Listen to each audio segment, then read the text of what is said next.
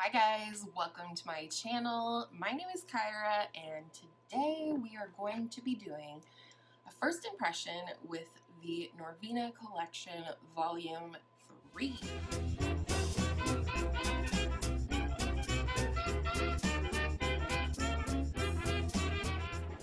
I hope the lighting isn't too bad. I'm not for sure what's going on today. Anyhow, I'm already primed on my eyes with the Smashbox Photo Finish Lid Primer in Light. This is the primer that I will be using whilst testing both of the Volume 2 and Volume 3 palettes, just so you know and so it's consistent. I'm so excited for this. Like, I could not wait to get up this morning and film with this. Yay. This is what she looks like. She's so much prettier in real life than she is on the interweb. And I have no idea what I'm going to do with this. So, woohoo! I am sporting the wet dog look. I'm going to put a poll. I'm just curious how many people it bothers that I wear my hair wet while I'm air drying while I'm filming. Just curious. I'm going to go ahead and dive into this shade right here, which would be C4. Whoa. And this is gorgeous. Looks like a beautiful plum. One thing I will say with this and the second volume, the first volume would stand up like this, but even the slightest movement and that happens. So just something worth noting, I guess. So I'm just going to place this on the outer third or so of the lid, and then I'm also going to bring that up into the crease. And in case you're wondering, my daughter picked my outfit today. She was really excited when the palettes came yesterday. She just loves seeing all the pretty new things. So if you're curious, she is more into the volume 2 than the volume 3 in terms of color story. And honestly, if it was any other time of year, I think I might be more excited about the volume 2 because greens and blues and whatnot tend to be more my colors. But I'm just feeling all of the fall feels.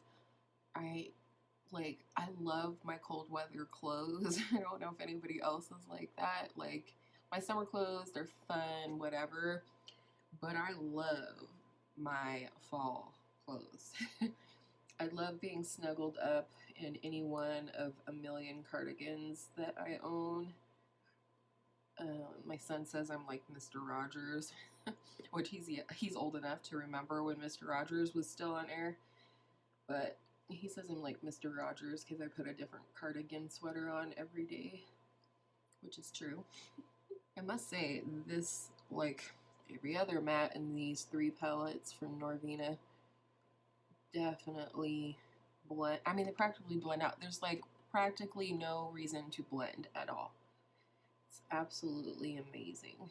Hopefully this won't turn out too boring. I'm not for sure what I'm going to do on the lid, but I am dying to get into this shade right here, C3. I don't know, it looks like a dusty rose to me. Dusty rose, terracotta, something like that.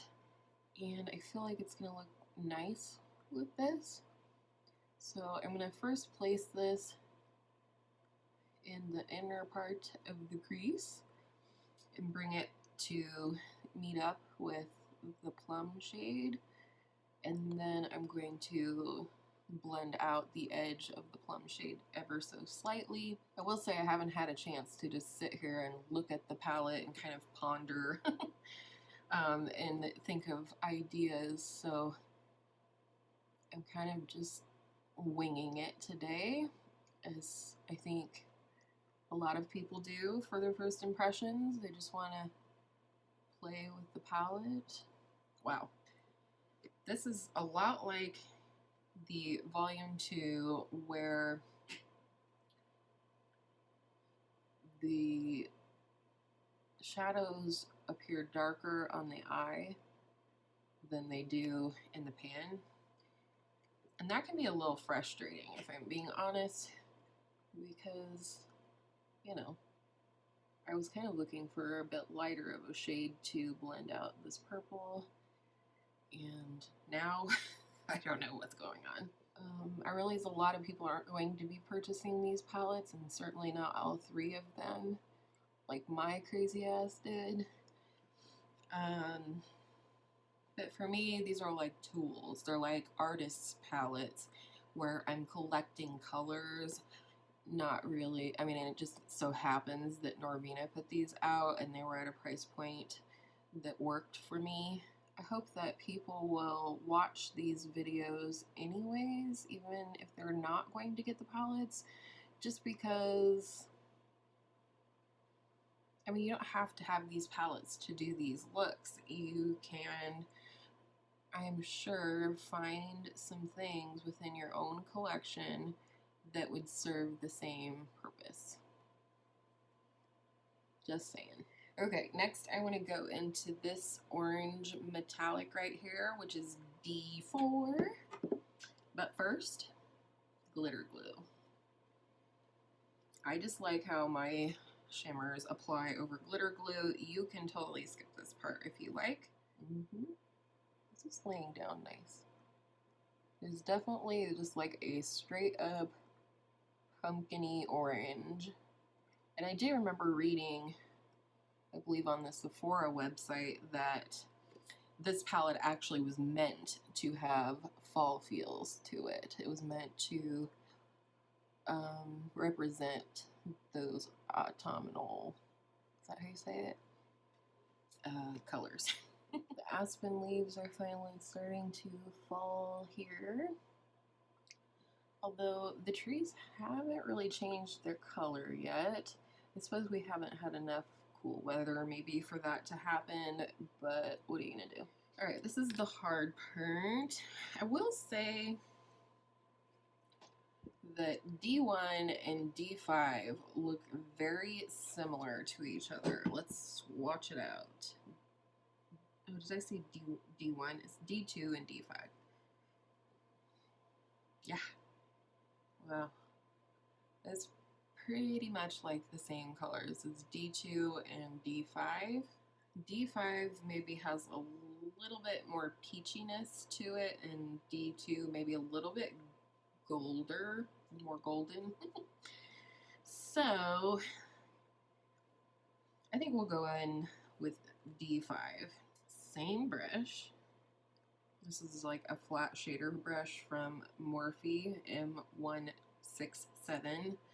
I'm sorry, I know a few of you have asked about brushes recently, which brushes I was using, so I will try my best to remember to tell you brushes, but just remember that you definitely don't need the brushes that I have. Whatever you have, any flat shader brush is going to give you the same result. I think I will bring this color up a little bit just because I kind of have a situation in here. So I think it'd be pretty to do a little faux cut creasy situation. I'm really loving how that's turning out. Man, I think I'm definitely gonna get some beautiful fall looks out of this. The shade does have a little bit of shimmery fallout, and it's quite messy in the pan. So I would definitely recommend placing this one over a very sticky base and or a glitter glue. I, as always, use the glitter glue from NYX.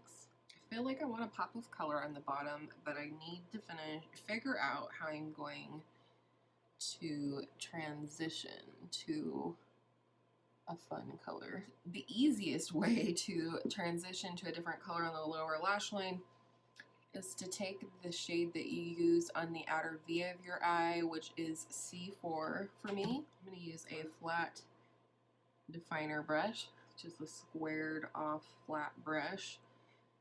And I'm just going to apply this on the outer third of the lower lash line, and also make sure this color is deep and you're connected with the upper part of the eye. Okay, so this plum is essentially a purple, and purples are made of red and blue, essentially, at their base. So what I need to do in order to blend in with that plum and add a different color into the mix on the lower lash line is I need to come up with a shade that's either going to have red or blue in it. So I'm going to go ahead and go into the shade C5. This is a teal blue-green color, and as I just said, the shade that I want to introduce needs to either have blue or red. This has blue, so it should blend with the plum nicely. I'm going to start on the very inner part and start working out. Do I have like serious fallout on my face? I don't know. This is not as brilliant as I thought it was going to be. It is pretty. Let's try spraying for the lower lash line. I just saturated my brush and my hand. Well, it definitely punches up the metallic qualities. And it looks nice, I think, blending into the plum. I don't really feel like there's a harsh line there. I mean, there is a little bit because you're talking about blending a matte into or a metallic into a matte, rather. All right, I actually think that's quite pretty. Still not sure about my lighting today. What to do on the inner corner? Do I go obvious? Yep, I think we're gonna go obvious. For the inner corner, I'm going to go into the shade C1. We've used 4 out of 5 shades in that row. But yeah, this is a very kind of like white gold, like a light gold shade. Not my very favorite kind of shade for an inner corner highlight, but it will work. So I'm going to pop off of here, do a little blending sesh, and do some liner and mascara, and then I will come back for a lippy, and we'll wrap up this first impression. Alrighty, we are back. I have lined my lips with my NYX Suede Matte Lip Liner in the shade Soft Spoken. I can never remember that, although it's new, so whatever. For lips, I'm going to use the Ulta Beauty Lasting Color Lip Gloss Stain. This is in the shade Monarchy. I think this like all but perfectly matches the eye look. This is a relatively new lippy. I would definitely not call it a stain. I don't find that it leaves any pigment behind, but it is a nice lip gloss from Ulta Beauty. Alright, this is the final look.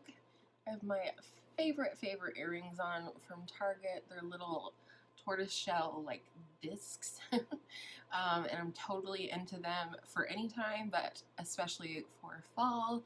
So what do you think? Do you like the look? I gotta say, this is if we're talking about first impressions between the two palettes, I definitely preferred the look that I came up with when I filmed my first impression with Volume 2 yesterday. But I am so very drawn to this palette. I really think this would be a beautiful palette for someone who wants to dabble in color with some neutrals, because there's quite a few like neutral shades in the palette.